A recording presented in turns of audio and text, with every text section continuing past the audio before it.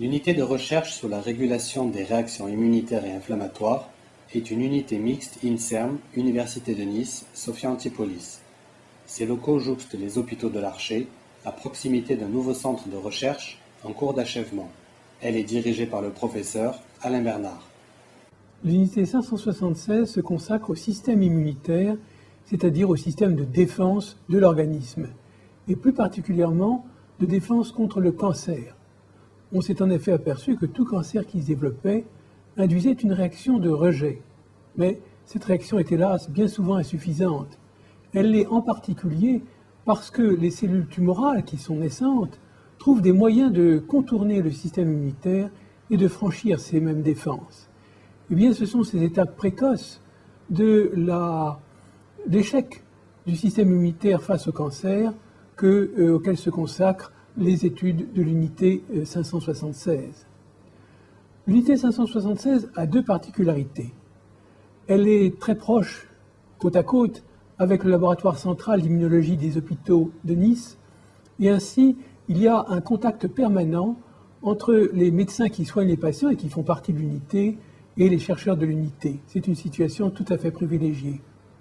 La deuxième particularité, c'est que nous sommes constitués de 3 équipes complémentaires qui étudient ces phénomènes que je vous disais tout à l'heure de façon parfaitement complémentaire, les uns étudiant le rôle du système immunitaire en fonction des cibles qu'il reconnaît, les autres, une fois que ces cibles sont reconnues, de la façon dont les cellules du système immunitaire sont activées pour détruire le cancer.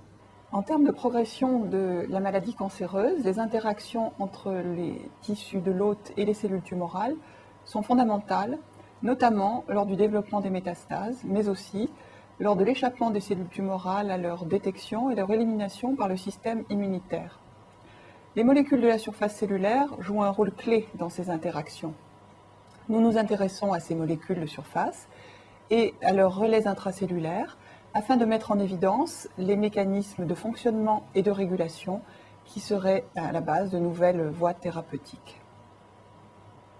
Les cellules infectées par un virus et les cellules tumorales peuvent être reconnues par notre système immunitaire par l'intermédiaire de molécules balises exprimées en leur surface. Une fois la reconnaissance établie, la cellule cible est normalement éliminée.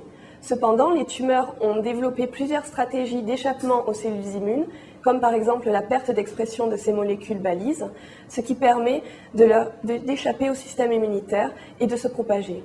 J'étudie les mécanismes par lesquels une protéine, exprimée par toutes nos cellules, permet de maintenir et de restaurer la perte de ces balises en conditions pathologiques. Cette approche doit permettre d'établir de nouvelles thérapies anticancéreuses. Dans les conditions physiologiques normales, une cellule de l'organisme est censée se multiplier un nombre de fois bien déterminé. Elle assure une fonction physiologique bien spécifique à elle et finit par mourir. Cette mort physiologique, appelée aussi apoptose, est programmée génétiquement.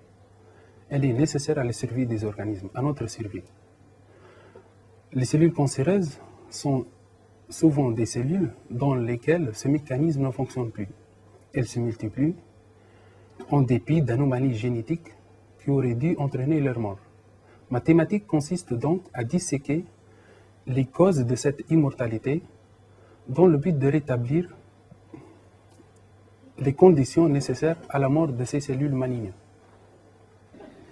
Eh bien voilà, les travaux de l'unité 576 n'ont pas fait qu'apporter des données théoriques. Je voudrais beaucoup insister là-dessus, des données théoriques sur notre sujet de recherche qui est donc les relations qui se développent entre une mauvaise cellule tumorale et le malade qui l'abrite, ce que l'on appelle la relation hôte-tumeur.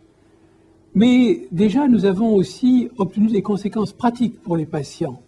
Par exemple, nous avons découvert plusieurs mécanismes par lesquels les cellules deviennent cancéreuses. Vous savez que ces mécanismes sont très nombreux, fort complexes, et que les connaître est essentiel pour un jour pouvoir non seulement guérir, mais prévenir le cancer. Nous avons pu aussi dégager de nouveaux facteurs de pronostic pour certaines tumeurs, et cela est très important parce que mieux on adapte le traitement au patient, plus celui-ci a des chances de guérir.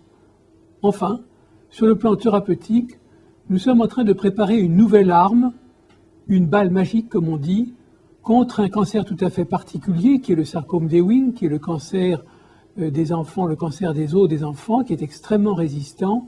Et nous espérons beaucoup que ce médicament, qui sera prêt probablement dans 2 ans, et pour lesquels nous pourrons alors commencer ces essais dans le cadre d'un consortium européen, pourront améliorer singulièrement le pronostic de ces tumeurs.